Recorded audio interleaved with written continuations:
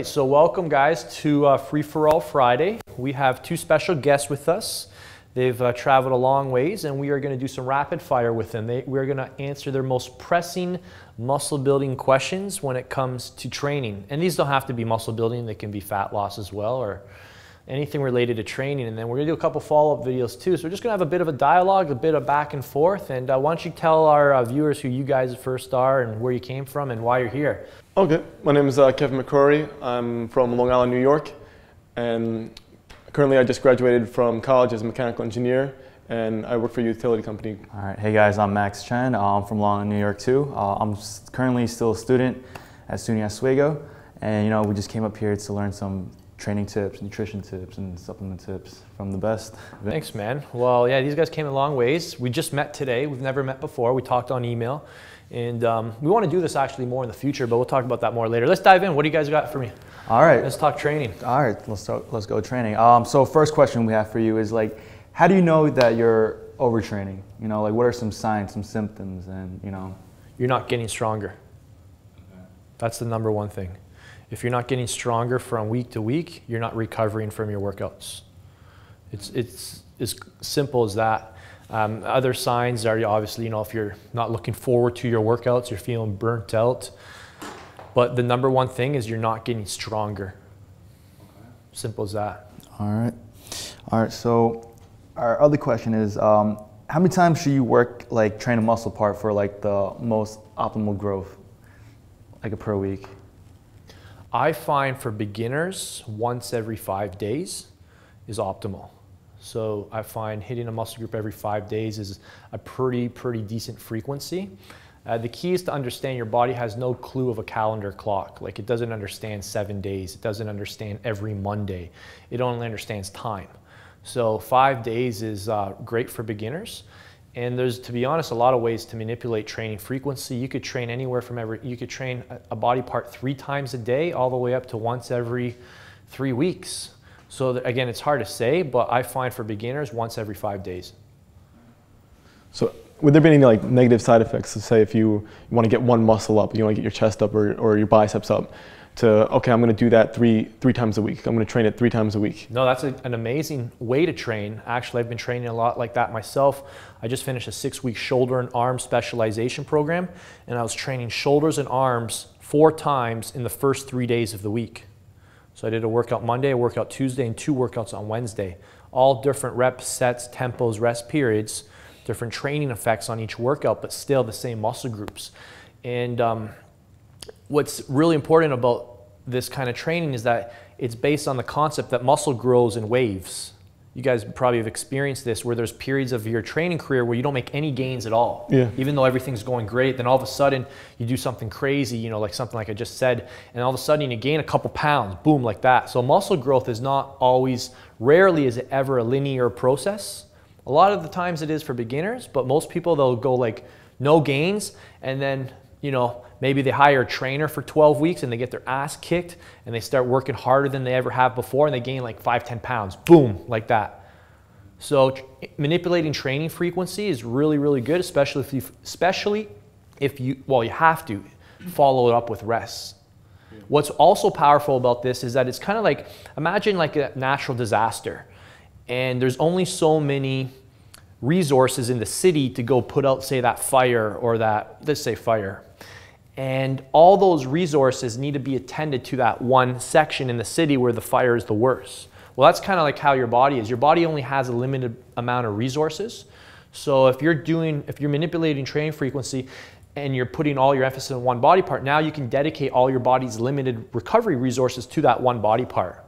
Which is why if you're going to target, say, a certain body part, you have to reduce the volume on all the other things, on everything else. So for example, that program I suggested to you, I haven't trained my chest and back for almost 3 weeks because I'm focusing on my shoulders and arms. So you're doing it in lieu of other muscle groups? Yes. So if you're going to specialize on a body part, you have to despecialize on other body parts. Does that make sense? Yeah, it makes sense. Yeah. Or you can't keep up the same amount of work, right? Yeah. Okay. That's great. That's a lot of info. All right, so moving on. Did you make notes? You guys came prepared, eh? Yeah, we came prepared. That's awesome. Yeah. All right, so All right. So me and Kevin, we come like across a lot of like workout plans, and we noticed that like a lot of plans they do chest and tris on the same day, or back and bis, you know, shoulders and traps. Is that more beneficial? Because like when you do your chest, like your tris are initiated too, Right. or should you switch it up? Depends. So with every training split, there's pros and there's cons. So for the training split you just suggested, what are some of the pros? You don't have to do a lot by the time you get the triceps, right? They're pre-fatigued. So it makes for more of a time-efficient workout. However, are you going to be able to apply as much intensity to your triceps if they're pre-fatigued? No, not at all. No. So what if triceps was one of the areas you were trying to bring up? Does it make sense to train your triceps when you're pre-fatigued? No. No, so you may want to do a chest biceps day and a back triceps day, so by the time you get to your triceps, they're not pre-fatigued. Okay. So again, training chest and triceps together is not wrong. You just have to understand there's limitations to that method. So if you look at your program over time, maybe one phase you train like that, but then in the next phase you do, you know, maybe one phase it's chest and triceps, and then the next phase it's chest and biceps. So as long as you're not following the same routine indefinitely, you'll be able to ensure that there's minimal imbalances within your body. Does that make sense? Yeah. That's why it's important to switch up the style of split that you're doing. Yeah. Does that make sense? Perfect sense. So a question you might get is, how do you turn a skinny pack into a muscle pack? You know, a real have a six pack that's really, you know, really developed. Really pops out and defined, yeah. Really pops out and defined. I love it. Okay, cool. So one, you want to train it with resistance, and two, you want to train it with frequency.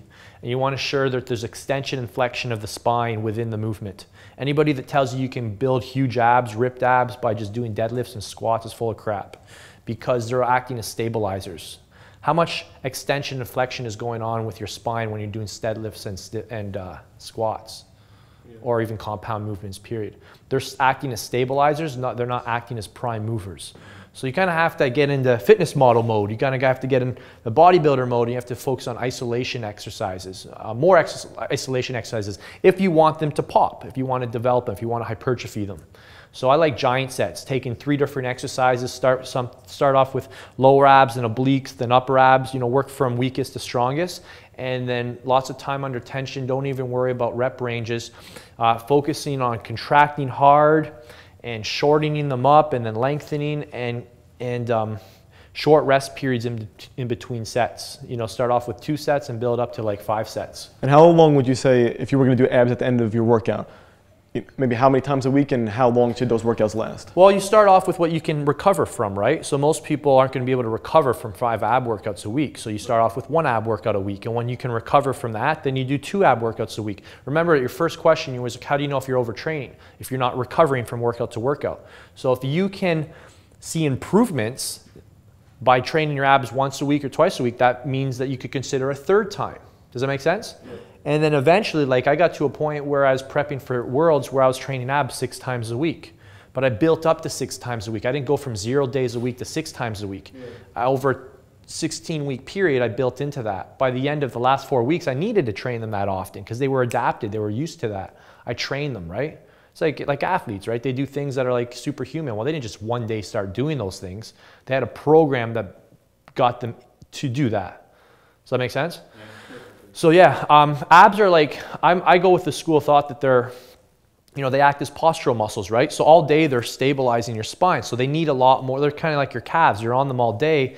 So you need to fatigue them more. Their nature is to be able to withstand exhaustion and fatigue.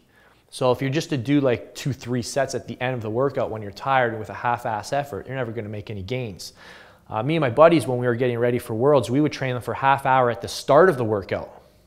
If you really want to give your abs attention, half hour at the start of your workout for 6 days a week, you'll have a shredded 6-pack. You'll have like freaky looking abs, like fitness model style. All the guys I talked to backstage had similar styles. There's nobody who had ripped abs backstage who was like, yeah, I don't do abs, I just do deadlifts and squats. Yeah. No, they get your abs popping, you got to train them like a freaky fitness model.